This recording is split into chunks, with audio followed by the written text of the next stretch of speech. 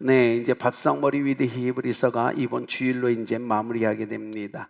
오늘 마지막 5월의 수요일 히브리서 12장 말씀 가지고 흔들리지 않는 나라를 받은 자들 나누기를 원합니다. 여러분 산을 좋아하십니까? 아니면 산을 자주 가시나요? 승려들은 돌을 닦으려고, 아니 돌을 얻기 위해서 산으로 가죠. 우리가 얘기하는 신만이들은 사물 캐러 산으로 갑니다. 그리고 뉴스나 어떤 다큐에 보면 암에 걸려서 암을 치료하려고, 그죠? 자연의 의사를 찾아 산으로 들어가는 분이 참 많다는 것들을 우리가 알고 있습니다.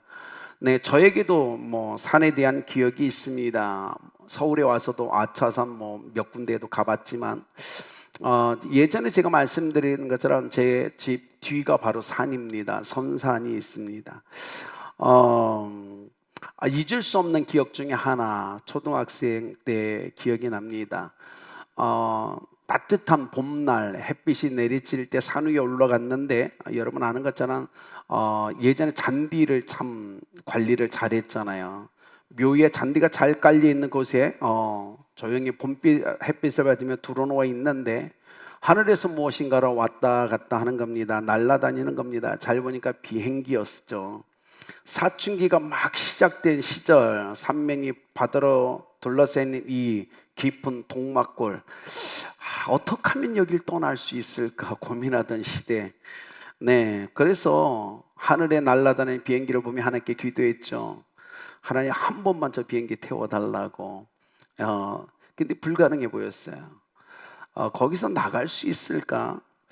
그런데 여러분, 하나님은 어린아이의 기도를 들으신다는 걸 믿습니까? 하나님은 잘 들어주십니다. 창세기 42장에 보면 요셉이 애굽의 총리가 되고 형들이 자기 눈앞에서 엎드려 자기를 절할 때 어릴 때 꿈이 생각났다고 성경이 기록되어 있는 것처럼, 네, 저도 선교사가 된 후에 그때 드린 기도가 생각났어요. 하나님이 저를 선교사로 선교사로 부르신 후에 정말 그때 드렸던 기도를 다 응답하고 계셨다는 사실을 제가 알고 있죠. 여러분, 성경에는요 산에 대한 것들이 참 많이 나옵니다. 이스라엘 백성이 결코 잊지 못하는 몇 가지의 산이 있죠. 산은 신명기 27장 28장에 모두 두 산이 등장합니다. 에발산, 그죠? 하나님이 저주를 선포하신 에발산과 하나님의 축복을 선포한 그리심산이 등장합니다. 이스라엘 백성에게 산은 하나님의 거룩한 임재의 장소이기도 했지만 하나님이 우리에게 언약을 베푸신 언약의 장소였고 하나님의 능력이 나타난 장소 중에 한 곳이 산이었다는 사실을 우리가 알죠. 그리고 오늘 우리가 읽은 본문에 두 언약에 맞대어 두 산이 등장합니다. 바로 시내산과 시온산입니다. 이 두 산을 통해서 우리에게 주시는 메시지를 우리가 들었으면 좋겠습니다. 18절에서 21절은 시내산에 대한 말씀이 기록되어 있습니다. 자, 시내산, 모세가 시내산에 도착해서 산으로 올라가기 전 하나님이 이렇게 얘기하십니다.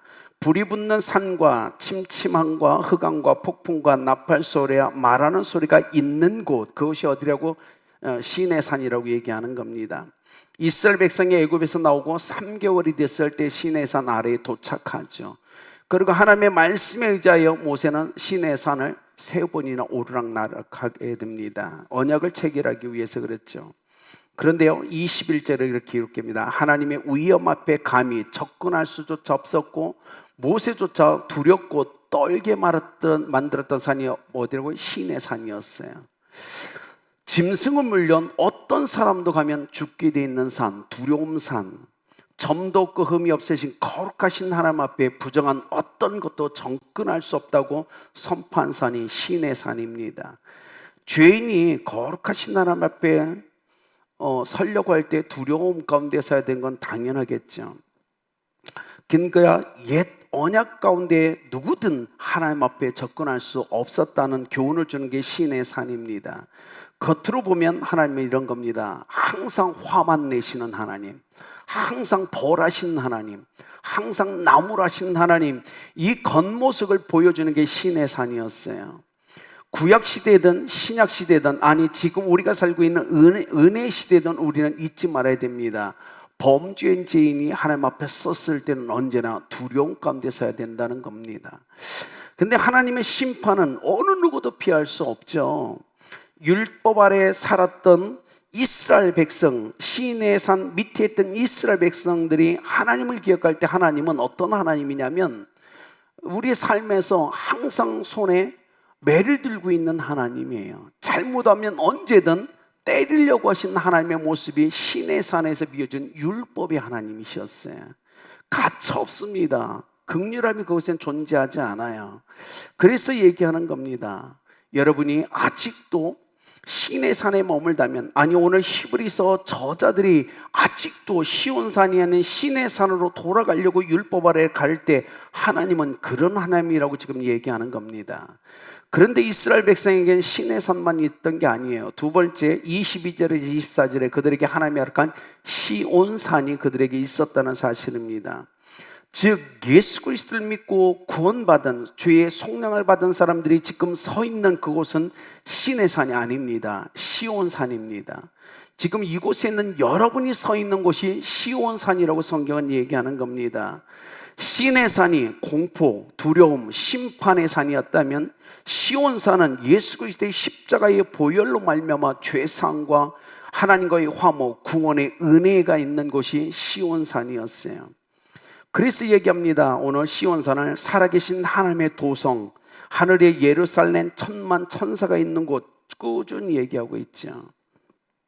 시온산은 땅에 뿌리를 둔 산이 아닙니다. 하늘에 있는 산이라고 분명히 얘기하고 있죠. 우리는 기억해야 돼요. 히브리서를 읽는 공동체, 지금 유대 그리스도인들을 향하여 히브리서 저자가 얘기합니다. 너희들이 그렇게 좋은 산에 있는데 왜 자꾸 시내 산으로 돌아가려고 하느냐라고 지금 얘기하고 있는 겁니다. 예수 그리스도의 십자가의 보혈이 뿌려져 있어요. 하나님께 담대하게 나갈 수 있는 은혜가 있는 산이에요. 오늘날 하나님 앞에 이젠 더 이상 짐승을 죽이거나 제사하지 않아도 되는 그 시온산에 있는데 아직도 돌아가려고 합니다. 왜 그런지 아십니까? 이유가 있죠. 여러분 중에 어렸을 때 제사 드리신 분이 있으십니까? 정말 정성을 다해서 제사 드리셨죠. 지금처럼 대충이 아니지 않습니까? 자, 유대 1차적으로 유대 이 크리스찬들은 이렇게 생각했어요. 생각해 보니까요, 정말 제사 드릴 때 정성을 다했거든요. 가축 중에 처음 난 것, 그리고 흠이 없는 것, 그걸 잡아다가 깨끗하게 씻어서 그를 잡습니다. 각을 띱니다. 피를 뿌리고요, 불로 태우며 제사를 드렸어요. 거기엔 온 정성이 다 들어가 있었어요. 내가 무엇인가 하고 성취의 기쁨이 그곳에 있었어요. 그런데요, 시온산에 오니까요, 그게 없어요. 그냥 죄 짓고요, 예수님의 이름으로 회개하면 돼요.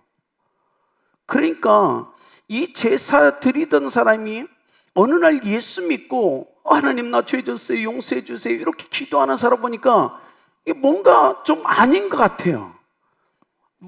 좀 뭔가 뭐라고 할까요? 형편없어 보이고 뭔가 부족해 보이고, 저건 아닌데, 이런 생각이 드는 겁니다. 여러분은 어떻게 생각하십니까?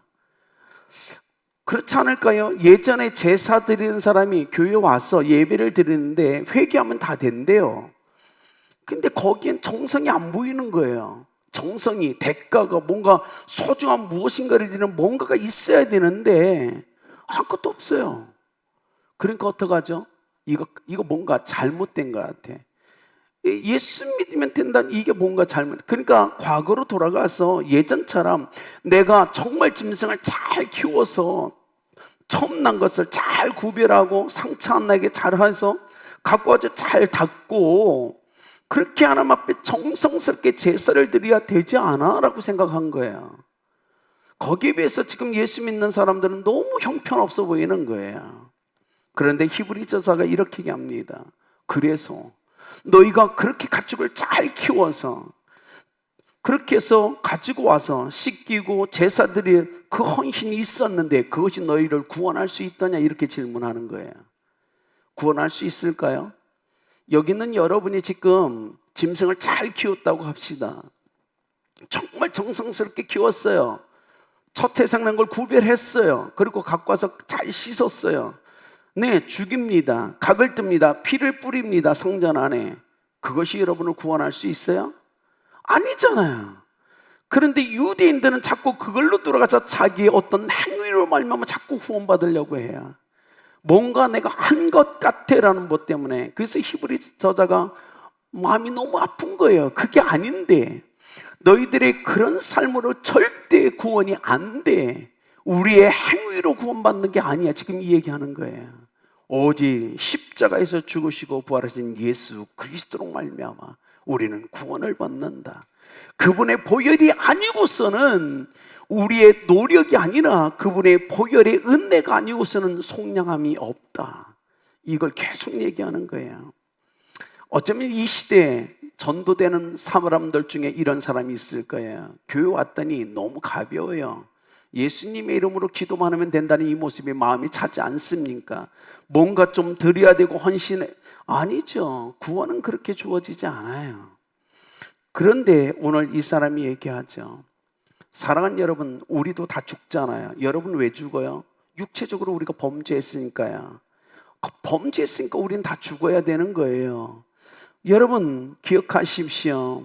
우리의 죽음이 속죄의 방편이 될 수 없어요.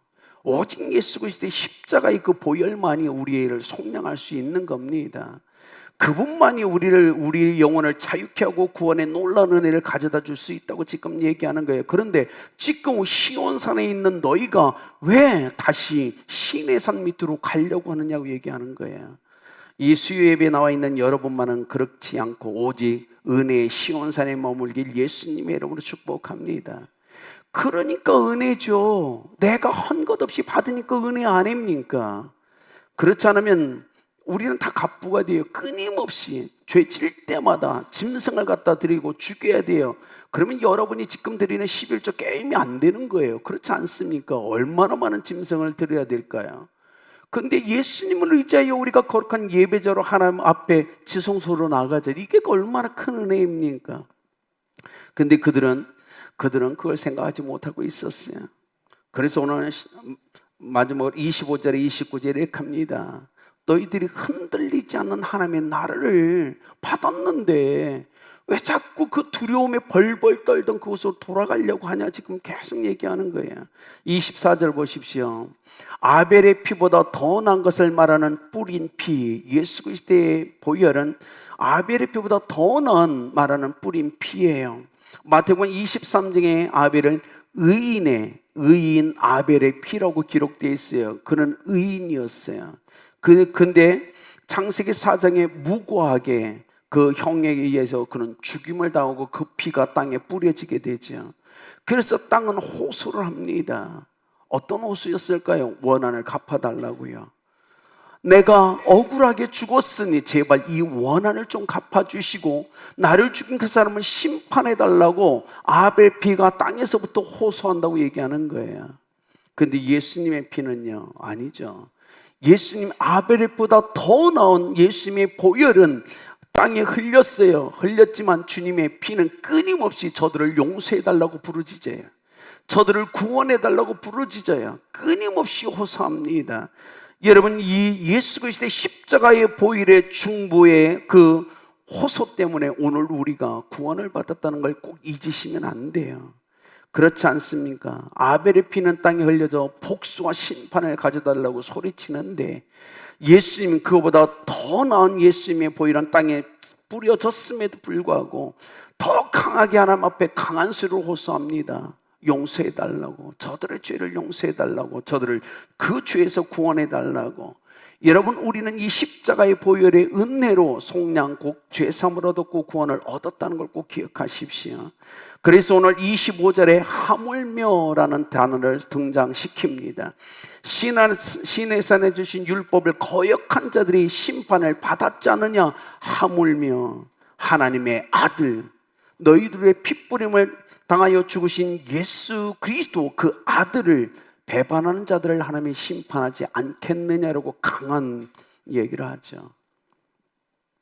여러분 기억하십시오. 우리는 예수 그리스도 안에 예수님으로 말미암아 흔들리지 않는 이 놀라운 나라를 받았음을 믿으시길 바랍니다. 여러분, 예수님이 다스리는 그 나라는 견고에 흔들리지 않아요. 그렇지 않을까요? 그런데 주님이 이렇게 합니다. 시내 산에 하나님의 그 음성이 들을 때 땅이 진도했어요. 그런데 예수님이 이 땅에 그 마지막 날 오실 때는 땅뿐만 아니라 하늘도 진동할 거라고 얘기하고 있습니다. 성령님이 보증하실 거예요. 여러분, 지금 우리의 인생은 어떻습니까? 온통 흔들리는 인생을 지금 우리가 살고 있지 않나요? 나라도 흔들리고 경제도 흔들립니다. 정치가 흔들리고 가정도 흔들립니다. 심지어 신앙인들도 흔들리는 시대 가운데 우리는 살아가고 있어요. 그러나 기억하십시오. 꼭 만약에 아름답게 어떤 성도 중에 오늘 신앙이 흔들린다면 우리가 기억해야 될 말씀은 29절입니다. 뭐라고 있죠? 하나님은 소멸하는 불이심이라. 유대 크리스찬들이 흔들리는 그들을 보며 얘기합니다. 네가 지금 너의 신앙이 흔들린다면 기억하라. 하나님은 소멸하는 불이다. 그분은 심판할 거다라고 얘기하는 겁니다. 여러분, 누가복음 17장에 어떤 바리새인이 예수님께 나와 질문하죠. 하나님의 나라가 어느 때 임합니까? 그 질문 앞에 예수님이 얘기합니다. 하나님의 나라는 볼 수 있게 임하는 것이 아니다. 또 여기 있다 저기 있다 하고도 못하리니 하나님 나라는 너희 속에 있느니라. 우리 속에 있는 하나님의 나라는 결코 흔들리지 않습니다. 흔들리면 안 됩니다. 하나님의 나라, 그 나라는 우리 속에서 이미 시작되었습니다. 그렇기 때문에 하나님의 나라에 속한 자, 그 나라를 얻은 자는 어떻게 하라고요? 경건함과 두려움으로 하나님을 기쁘시게 하는 삶을 살아라고 지금 얘기하는 겁니다. 여러분, 지금까지 어떻게 인생을 살아오셨습니까? 아름답게 성도들이, 저는 신앙이 흔들리지 않았으면 좋겠어요. 천지가 개백해도 흔들리지 않은 하나님의 나라를 소유한 자로 인생을 살아가는 여러분들을 예수님의 이름으로 축복합니다. 그렇지 않다면 히브리서 저자가 이렇게 합니다. 하나님이 어떡해요? 하나님의 심판을 받게 될 거다라고 얘기하는 겁니다. 결론을 맺을까요? 뉴욕에요, 어떤 항소법원에 어떤 원고가 손해배상을 청구한 그것이 기각되는 한 사건이 벌어집니다. 미국 뉴욕의 웨스트 사번가에서 한 일이 일어났어요. 어떤 지하철에서 하는 어떤 일을 보기 위해서 어떤 한 사람이 그곳에서 가지 않고 머물러서 다리 위에 서 있습니다. 그러자 작업하는 사람들이 위험하니까 빨리 다른 곳으로 가라고, 피하라고 얘기하는 겁니다. 그랬더니 이 다리 위에 사람이 뭐라고 얘기하면 이렇게 해요. 공공거리에 서 있을 그 권리가 나에게 있다. 가든 안 가든 네가 무슨 상관이냐고 안 가는 겁니다. 그리고 계속 그 공사하는 걸 쳐다보고 있는 거예요. 근데 순간 그 위에서 철 구조물이 떨어져서 그가 머리를 다쳐요. 심하게 다칩니다. 치료를 받고 다음에 그 회사를 통하여 그 손해배상을 청구해요. 그랬더니요, 법원이 이렇게 선고를 내립니다. 그 사람은 그 다리 위에 서 있을 권리가 있다. 이렇게 내린 후에 한마디를 더 붙여요. 그러니 당연히 그가 그 위에서 돌에 맞을 권리도 있다. 이렇게 선포하는 겁니다. 그렇잖아요. 당신이 서 있을 권리 있어요. 그러니까 돌에 맞는 것도 권리가 있다라고 판결하면서 이렇게 합니다. 회사 측에서는 분명 경고를 했다. 그곳에 있으면 위험하니 피하라고. 회사는 충분히 자기를 소명했다. 그런데 당신이 권리 주장하고 그 안에 있었으니까 맞을 권리도 당신에게 있다. 그러니 이 소송은 기각한다라는 결정을 내립니다. 사랑하는 성도님 여러분, 오늘 히브리서 저자가 우리가 밥상머리 히브리서를 하면서 끊임없이 이 히브리서 저자는 1세기의 유대 기독교인과 21세기에 살아가는 우리에게 끊임없이 경고했어요. 그렇지 않을까요? 오늘 어쩌면 우리가 신앙생활하지만 끊임없이 이 설교 강단에서 하나님의 말씀으로 이미 성경에 경고한 모든 메시지를 저도 전하고 있습니다. 자, 듣든지 듣지 않든 그건 여러분의 자유입니다. 여러분의 권리입니다. 그러나 기억하십시오. 그 권리에 따라 하나님은 하나님이 하실 일을 행하실 겁니다. 이건 두려운 겁니다. 그러니까 나중에 주님이 이 땅에 오신 날 나는 억울해요. 통할까요? 안 통할 겁니다. 분명히 하나님은 내가 나의 종으로 말미암아 선포한 메시지를 내가 듣지 않았느냐? 내가 성경을 통해 그렇게 경고했건만 너희가 듣지 않았던 거 아니냐라고 주님 말씀하지 않을까요? 이 수요 저녁에 나와 예배자로 선 여러분, 우리는 하나님의 말씀에 귀를 기울이십시다. 성령의 교회에 하는 그 말씀을 귀담아 듣고 그 말씀대로 순종하여 놀라운 축복을 누린 여러분들을 예수님의 이름으로 축복합니다. 그러니 여러분만은 절대 신의 산으로 가지 마십시오. 오직 하나님이 이미 허락한 이 시온산에 머물며 하나님이 허락한 놀라운 축복을 받아 누리시길 예수 그리스도의 이름으로 축복합니다.